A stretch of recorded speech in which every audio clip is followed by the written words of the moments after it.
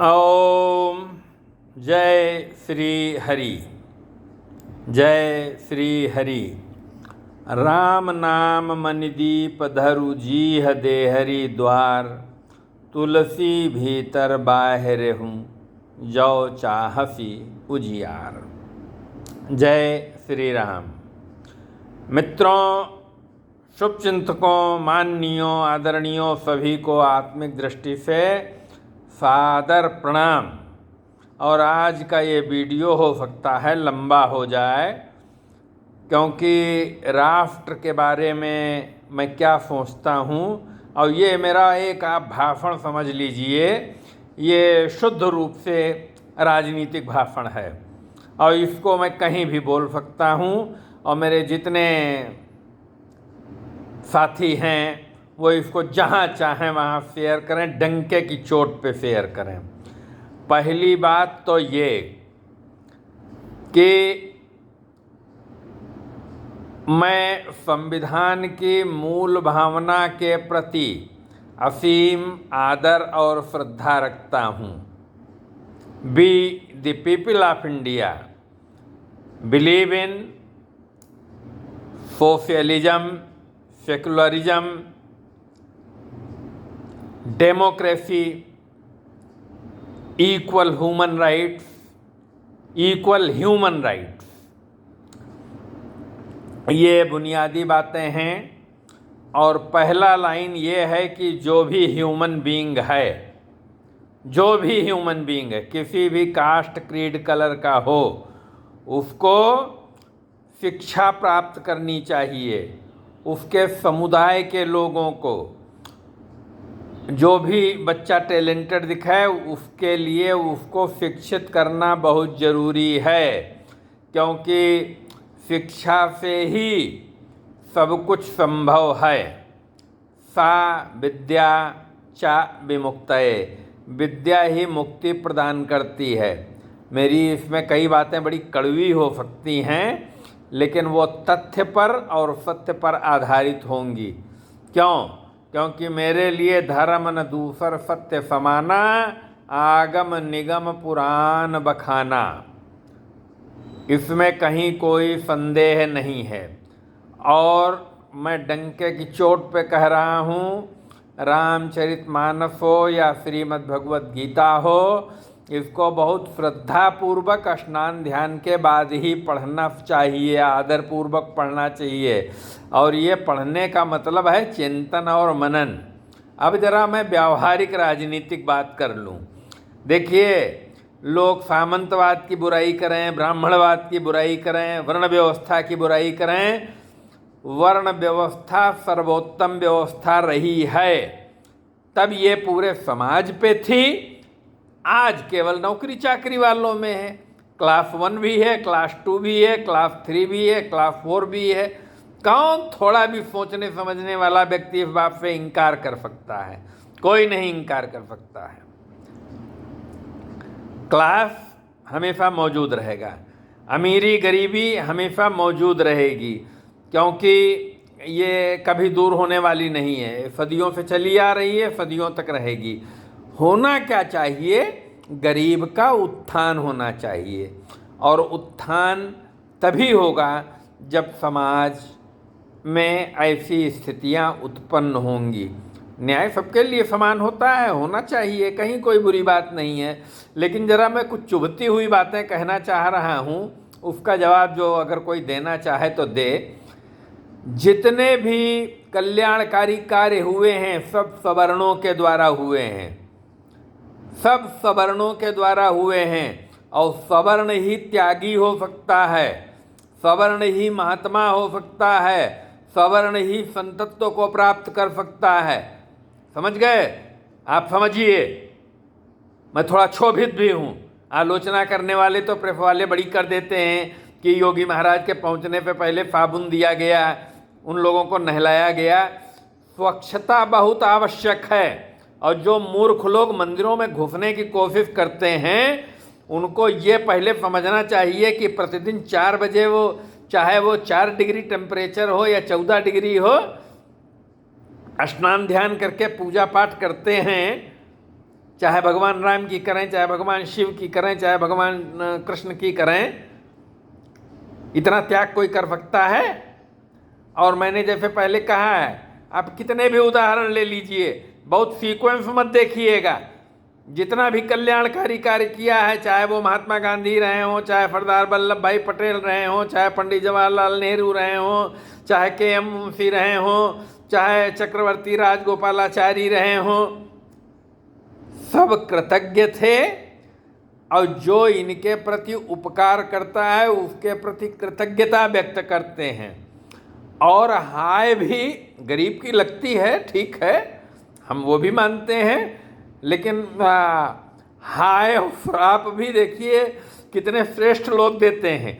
दुर्वासा ऋषि थे, वो श्राप देते थे, लोगों में कपकपी आ जाती थी। तो ऐसा नहीं है, अगर हम समग्रता से चीज़ों को सोचेंगे, समझेंगे और करेंगे। दूसरी चीज़ देखिए, हमारे भारतीय समाज में जो सबसे, मैं ढोंग की बात नहीं करूंगा, मैं यथार्थ की बात करूंगा, और डंके की चोट पे बोलता हूं, डंके की चोट पे बोलता रहा हूं और डंके की चोट पे बोलता रहूंगा। जो सत्य का अनुभव मैं करूंगा मैं वही बोलूंगा। किसी माई के लाल में इतनी ताकत नहीं है जो वो अपनी बात मेरे मुख से कहला सके। हाँ, एक बात मैं और बता दूं आपको, पैसे का भ्रष्टाचार कोई भ्रष्टाचार नहीं है। मैं जब विद्यार्थी था 40-45 साल पहले, तब मेरे साथी लोग कहते थे 100 में 90 बेईमान फिर भी मेरा भारत महान। मैं आज तो ये कह सकता हूँ 100 में 99 बेईमान फिर भी मेरा भारत महान। भारत महान था, महान है, महान रहेगा। शासन पहले भी हिंदुओं का था, आज भी हिंदुओं का है, आगे भी हिंदुओं का ही रहेगा, इसमें कहीं कोई संदेह नहीं होना चाहिए। हाँ, ये है कि कुछ कथनी करनी में अंतर रहे हैं, पहले भी अंतर रहे हैं और आज भी बहुत अंतर है। मुझे लगता है आज तो बहुत ही ज़्यादा पाखंड है, ढोंग है। अब इसको किया क्या जा सकता है? इसको किया कुछ नहीं जा सकता है। करने की जहाँ तक बात है, निरंतर एक वैचारिक प्रक्रिया होती है। अब आजकल तो कोई मुझे तो लगता नहीं है, जो मैं देख रहा हूँ, ये सोशल मीडिया अपनी भड़ास कितनी भी निकाल ले, हो तो वही रहा है जो 1 या 2 लोग मात्र चाहते हैं। आप ये कल्पना कर सकते हैं कि 140 करोड़ की आबादी में जो 1 या 2 लोग चाहते हैं वही होता है। लेकिन वो बहुत ऊंचे लेवल की बात हो जाएगी। हमारे यहाँ आप छोटी से छोटी जगह ले लीजिए, भाई ज़िले में डीएम ही सब कुछ होता है, प्रदेश में सीएम ही सब कुछ होता है, विश्वविद्यालयों में कुलपति ही सब कुछ होता है, क्योंकि प्रशासनिक ताकत इतनी ज़्यादा केंद्रित है। और एकाकार होने के लिए इन पावर्स को आप चाहे 10 साल के बाद समझें या 20 साल के बाद समझें या 30 साल के बाद समझें या सेवा मुक्ति के बाद समझें, इनके अपने सकारात्मक पहलू भी हैं। क्योंकि हमारे टाइम में तो हम लोग ये डिबेट किया करते थे कि हमारा राष्ट्र फेडरल है कि यूनिटरी है। देखिए, यूएसए तो फेडरल है, लेकिन हमारा कुछ मामलों में फेडरल है, कुछ मामलों में यूनिटरी है, और इसमें कोई दिक्कत भी नहीं है। राष्ट्र राष्ट्र है। राष्ट्र के विघटन का कोई भी प्रयास सबके द्वारा निंदित होना चाहिए, सबके द्वारा निंदित होना चाहिए। अच्छा, मैं कई बार विचार करता हूँ तो विचार में बहुत सारी बातें आती हैं, क्योंकि विचार किसी 1 या 2 बिंदु पर तो केंद्रित रहता नहीं है। अब हम लोग तो गाय की पूजा करते हैं, क्यों? भले ही उसको व्यावहारिक तौर पे कुपोषित हो, सेवा न करें, लेकिन जो भक्त लोग हैं वो जो गान करते हैं वो तो यही गान करते हैं कि गो द्विज हितकारी जय असुरारी सिंधु सुता प्रियकंता, सिंधु सुता प्रियकंता। अब देखिए, एक बात यहाँ पे बीच में स्ट्राइक कर रही है, वो मैं बता दूं। महाकवि ने तो बहुत पहले कह दिया है कि जड़ चेतन गुण दोष में विश्व कीन करतार, संत हम सगुन गाहि पै परिहरि बार विकार। देखिए, अच्छाई बुराई इन सब चीज़ों से ऊपर मन है। आपका मन क्या सोचता है, मन कैसा है। अगर मन सरल है, पवित्र है, तो कोई माई का लाल आपको आनंद से नहीं रोक सकता है। अगर मन आपका सरल है तो आप काल कोठरी में भी आनंदित ही रहेंगे, क्योंकि काल कोठरी न तो राम से पृथक है और न कृष्ण से पृथक है। अब ये अच्छाई बुराई वाली बातें ठीक है, मैं विज्ञान का व्यक्ति हूँ, विज्ञान को पूरी महत्ता देता हूँ, लेकिन विज्ञान संपूर्ण नहीं है। मैं जब विद्यार्थी था, आज से करीब हो गए होंगे 40, 42, 45 साल पहले, एक प्रोफेसर साहब लेक्चर दे रहे थे। अब वो कह रहे थे कि एसी और फ्रिज समाज के लिए बड़े हानिकारक हैं, बड़ी हानिकारक गैसें निकला करती हैं। खैर, मैं तो जीवन भर एसी में रहा नहीं हूँ, चाहे जो भी कारण आप समझ लीजिए। मैं रिटायरिंग ईयर में मैंने ज़रूर एसी लगवा लिया है, लेकिन मैं एसी 30 पे चलाता हूँ, 29-30 पे चलाता हूँ। यही है मेरा, और मैं कोशिश यही करता हूँ कि मुझे चाहे 30 में रहना पड़े, चाहे 36 में रहना पड़े, चाहे 20 में रहना पड़े, और चाहे 10 में रहना पड़े, मैं आनंद में ही भगवत कृपा से जीऊँगा। तो अब वो आज मैं सोचता हूँ कि वो प्रोफेसर साहब क्या कम डुबेल थे। वो कई विश्वविद्यालयों के कुलपति रहे हैं, कम से कम 4-6 विश्वविद्यालयों के। एसी सबके कमरे में, सबके चैम्बर में लगा है। आज तो एसी की इतनी आवश्यकता है कि शायद ही जो संपन्न हो, जो अफोर्ड कर सकते हैं, वो एसी न लगवाए हों। लेकिन क्या वो हानिकारक गैसें नहीं निकलती हैं? लेकिन कुल मिलाकर के मन चंगा तो कठौती में गंगा। उनके शरीर को आनंद मिलता है, शरीर सुखी फील करता है, इसलिए सब एसी लगाए हैं। यहाँ से लगा के पूरी दुनिया में आप देख डालिए, चाहे राज्य सरकार हो, केंद्र सरकार हो, चाहे वो अमेरिका हो, चाहे ट्रंप का वाइट हाउस हो, हर जगह एसी लगे हैं।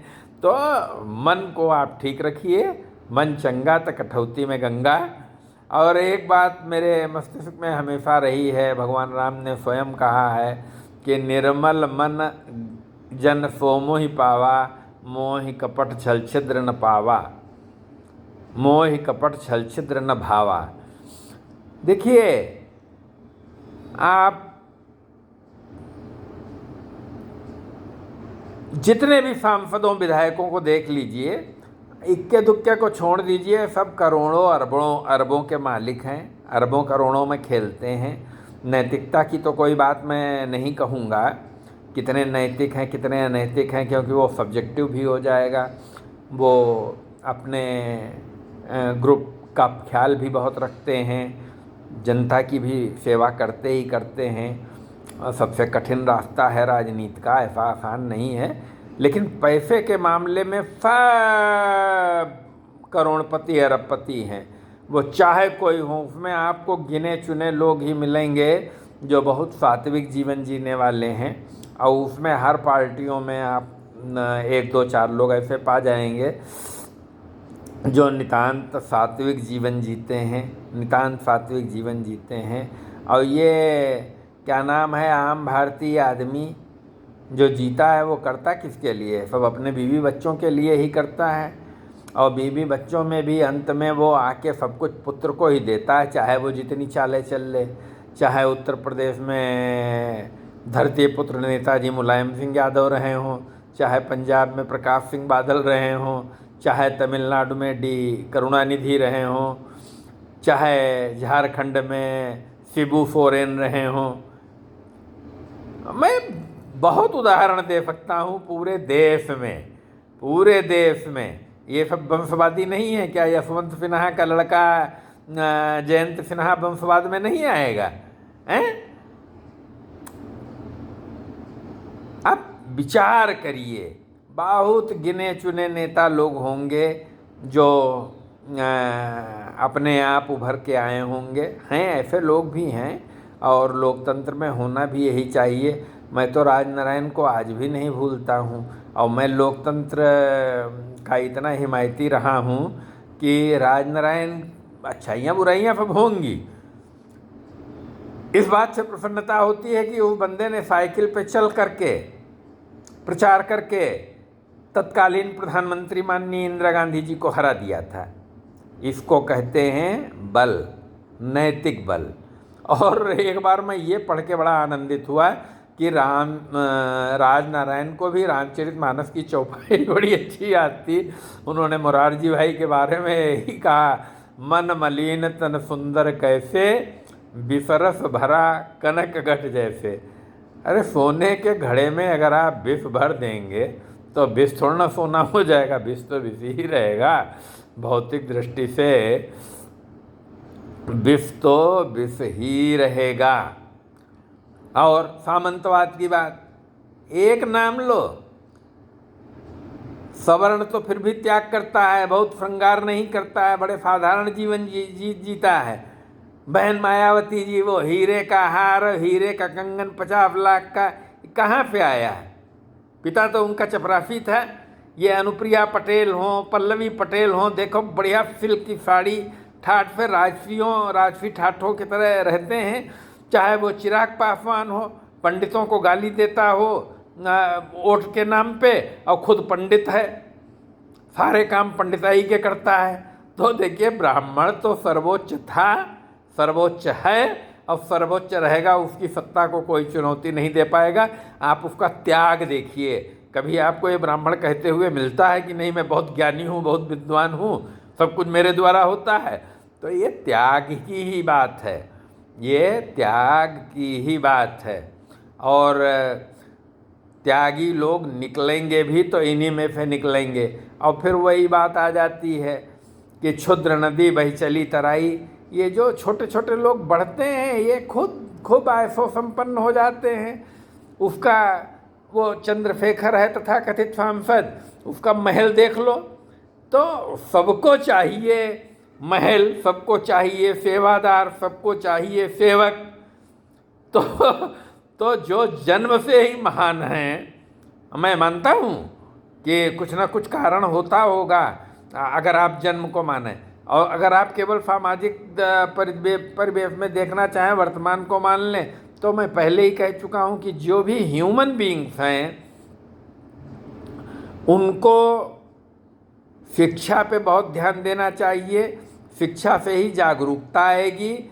और धर्म तो जो बहुत श्रेष्ठ लोग होते हैं, बहुत उच्च कोटि के लोग होते हैं, जिन्होंने काम, क्रोध, लोभ, मोह, मद, माया, ईर्ष्या पे थोड़ा बहुत अंकुश कर लिया है, वो व्यक्ति धार्मिक हो सकते हैं। धर्म की बात करना एक बात है और धर्म का मनन और चिंतन और आचरण दूसरी बात है। तीसरी बात, कोई व्यक्ति अपने आप को कितना भी विद्वान समझ ले, कितना भी शक्तिशाली समझ ले, यहाँ हिरण्याकश्यप से शक्तिशाली कोई नहीं हुआ है। और उसकी भी क्या गति हुई थी इतिहास में सर्वविदित है। और सारे नियम एक स्टेज पे ईश्वरीय शक्ति स्वयं तोड़ती है। होलिका को वरदान था कि अग्नि से नहीं जलेगी, लेकिन उसने छल किया। जब छल किया तो प्रहलाद के ऊपर अग्नि का असर नहीं हुआ, होलिका ही जली। तो ये तो जो ब्रह्म का स्वामी है वो ब्रह्म के नियमों को थोड़ा न टूटने देगा। इसी तरीके से आप कह सकते हैं कि राम ने बाली को वृक्ष की आड़ में मारा या छिप के मारा, क्या बुरी बात है? राम ब्रह्म के मालिक हैं, उनको ब्रह्म के नियमों की रक्षा करनी है। जब उसको बाली को ब्रह्म का वरदान था कि सामने जो भी आएगा उसकी आधी शक्ति उसमें आ जाएगी, तो अगर कोई सामने पे आएगा तब तो वो बड़ा हो ही जाएगा। राम आते तो राम की भी आधी शक्ति उसमें चली जाती। इसलिए स्ट्रेटजी भी आवश्यक है, ऐसा कुछ नहीं है। अगर आप बिल्कुल अकेले हैं, अलग हैं, संत महात्मा हो गए तब तो कोई बात नहीं है। समाज में हैं तो आपको राजनीति भी करनी पड़ेगी, रणनीति भी बनानी पड़ेगी। लेकिन ये सब होगा कैसे? ये सब बिना परमात्मा की कृपा के नहीं होगा, बिना सत्संग के नहीं होगा। हमारे यहाँ आप संतों महात्माओं को देख लीजिए, कितना तेजस्वी हैं, कितना तेज चमकता है, और धर्म का 100% अभाव कभी नहीं हो सकता है, कभी नहीं हो सकता है। और समाज देर सवेर सबको पहचान लेगा। देखिए, मैं एक बात पहले भी कह चुका हूँ कि संतों के ऐश्वर्य के प्रति सबको आनंदित होना चाहिए। ऐश्वर्य तो जहाँ नारायण का नाम होगा वहाँ ऐश्वर्य रहेगा ही रहेगा, कोई दूर नहीं कर सकता। लेकिन आप एक बात ध्यान दीजिए, मुझे एक स्टेटमेंट याद आ रहा है बाबा रामदेव का। उन्होंने कहा, हरिद्वार में गंगा इतनी मैली है कि मैं स्नान नहीं करूँगा। तुरंत प्रतिवाद किया था संत श्री रमेश भाई ओझा ने। और योग अपनी जगह पे है, लेकिन सबसे बड़ा योग मन की निर्मलता का है, ईश्वर के प्रति श्रद्धा का है, ईश्वर के प्रति समर्पण का है। चीज़ों को सुनिए, समझिए। और हर व्यक्ति वो शूद्र है जो नित्य स्नान नहीं करता है, नित्य भोजन नहीं, नित्य ध्यान नहीं करता है। आप रूपांतरण कर लीजिए, लेकिन आपको शुद्धता लानी पड़ेगी, शारीरिक शुद्धता भी और मानसिक शुद्धता भी। और मैं सामाजिक बोलूं, आर्थिक बोलूं, राजनीतिक बोलूं, लेकिन मूल में तो धर्म ही है। बिनु सत्संग न हरि कथा, तेहि बिनु मोह न भाग, अमोह गए बिनु राम पद होए न दृढ़ अनुराग। मैं ये जो बोल लेता हूँ या जो बोलता हूँ, मैं थोड़ा ना बोल पा रहा हूँ, ये अंतर मन में जो राम जी हैं वही बुलवा रहे हैं, वही बुलवा रहे हैं, वही बुलवा रहे हैं, वही बुलवाएंगे और वही कृपा करेंगे। तभी मैं कुछ सोच पाऊँगा, कुछ कर पाऊँगा, कुछ देख पाऊँगा। और मुझे अपने लिए तो अब कोई मेरी इच्छा रह नहीं गई है। मैं तो एक प्रकार से भगवान के श्री चरणों में ही मेरा आनंद है, पूरा आनंद है। और बाकी जो कुछ वो कराना चाहेंगे उसके लिए मैं सदैव तत्पर रहता हूँ। क्या कहूँ, कितना कहूँ। बौद्धिकता का एक विशेष गुण ये होता है कि वो हर स्थिति को अपने पक्ष में सोच के खुश हो लेता है। जैसे एक बार माननीय लालू प्रसाद यादव जी ने, बहुत पुरानी बात हो गई, उन्होंने कहा था अव्यवस्था में व्यवस्था होती है। अब आज आपको बहुत अव्यवस्था दिखेगी, लेकिन आप उसको ये भी कह सकते हैं कि बहुत अच्छी व्यवस्था है, बहुत अच्छी व्यवस्था है। क्या किया जाए, इतना बड़ा प्रदेश है, अगर योगी जी दहाड़ेंगे नहीं तो कैसे नियंत्रण कर पाएंगे। क्योंकि वो जो दानव लोग हैं वो तो अपनी दानवता से बाज आएंगे नहीं। मेरा कोई मतलब नहीं है, कोई लेना देना नहीं है, लेकिन एक घटना मुझे अभी भी क्षोभित करती है।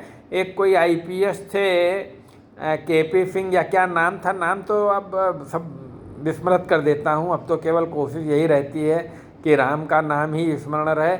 और मेरठ में वो IG थे उस वक्त, और उनकी कार के आगे, कार जिप्सी जो भी उनकी अपनी गाड़ी हो, जो भी वाहन हो, आगे ट्रक पीछे ट्रक ने उनका एक्सीडेंट किया था। परिवार, तब तो बीवी बच्चे उनके बहुत छोटे थे, अब मैं नाम वाम तो भूल गया हूँ, लेकिन मुझे बड़ा क्षुब्धता हुई थी, बड़ी क्षुब्धता हुई थी।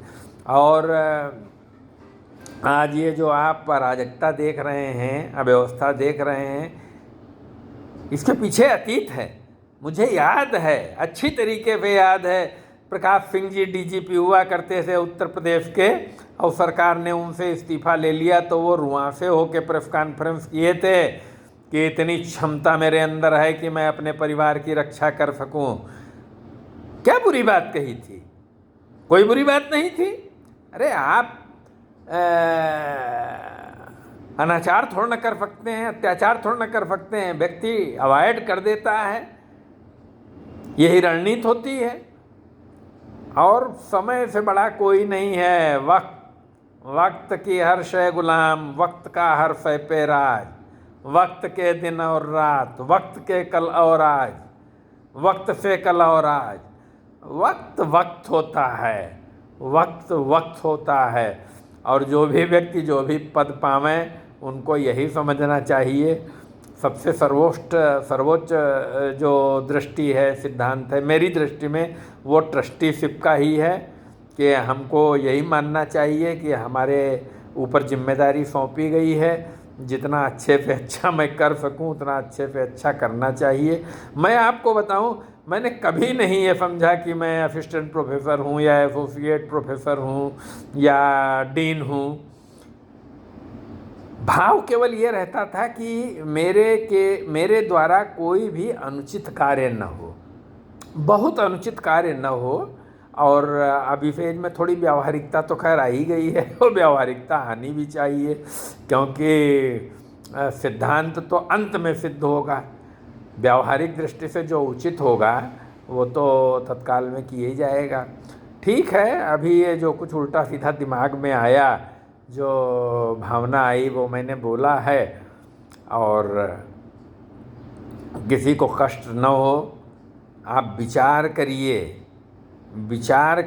चिंतन करिए, मनन करिए।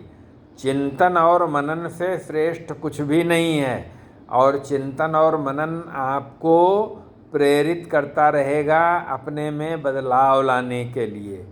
अभी तो मुझे लगता है लगभग आधे घंटे का ही भाषण मेरा हुआ है, लेकिन देखता हूँ, सोचता हूँ, ये तो एक अनवरत प्रक्रिया है, चलती रहती है। और जो व्यावहारिक तौर पे सही हो उसको कहना चाहिए, और ऊंच नीच कुछ नहीं है। जो उच्च कुल में जन्म लिया है उसके भी कर्म अगर अच्छे नहीं हैं तो उसको भी अवॉइड करना चाहिए, और अगर नीच कुल में जन्म लेकर के भी किसी का श्रेष्ठ आचरण है तो उसको प्रणाम करना चाहिए, उसको प्रणाम करना चाहिए। क्या कभी दिमाग में हमारे बात आती है कि कबीर जुलाहे थे? नहीं। क्यों? क्योंकि उनकी वो बात ज़्यादा ध्यान रहती है, मीठी वाणी बोलिए मन का आपा खोए, औरन को शीतल करे आपो शीतल होए। तुलसीदास जी ने भी वही बात कही कि तुलसी मीठे बचन ते सुख उपजत चहु और, वशीकरण एक मंत्र है तज दे वचन कठोर। तो हमारे यहाँ तो सत्य की हमेशा ही महत्ता रही है, अब ईश्वर सत्य रूप ही है। व्यावहारिक दृष्टि से जब नारायण भी अवतरित होते हैं तो सांसारिक दृष्टि से जो सर्वोत्तम हो सकता है वो किया जाता है। हमारे यहाँ भगवान राम को पुरुषोत्तम कहा गया है, मर्यादा पुरुषोत्तम कहा गया है। उनकी मर्यादा, जितना उन्होंने मर्यादा का पालन किया है उतना क्या कोई कर सकता है? असंभव, असंभव। और दुख से कभी घबराना नहीं चाहिए।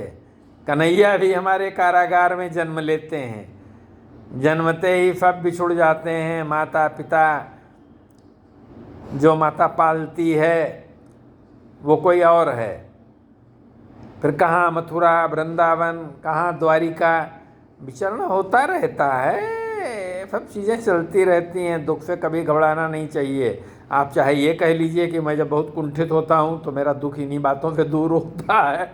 राम और कृष्ण की जहाँ शरण में पहुँच गया वहाँ सारे दुख दूर हो जाते हैं, भाग जाते हैं। और मैं क्या कहूँ, क्या कहूँ, क्या कहूँ? नारायण ही सब कुछ हैं, नारायण ही सब कुछ हैं, नारायण ही सब कुछ हैं। जय हो लक्ष्मी नारायण भगवान की जय। राम रामेति रामेति रमे रामे मनोरमे, सहस्रनाम तत्तुल्यम राम नाम वरानने। जय श्री राम।